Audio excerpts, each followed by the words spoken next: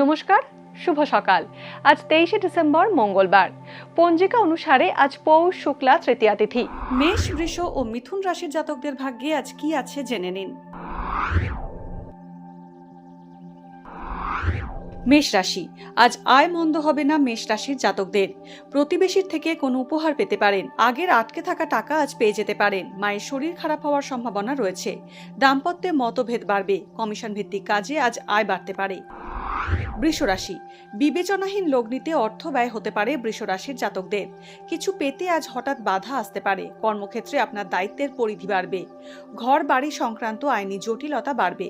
উচ্চ রক্তচাপের সমস্যা বাড়তে পারে। মিথুন রাশি, আজ কর্মক্ষেত্রে অপবাদের শিকার হতে পারেন মিথুন রাশির জাতকরা। এই মুহূর্তে চাকরি না বদলানোই ভালো। ব্যবসায়ীরা উপার্জনের নতুন পথ পেতে পারেন। দাম্পত্যে সুসম্পর্ক বজায় থাকবে। প্রয়োজনের অতিরিক্ত খরচের সম্ভাবনা রয়েছে।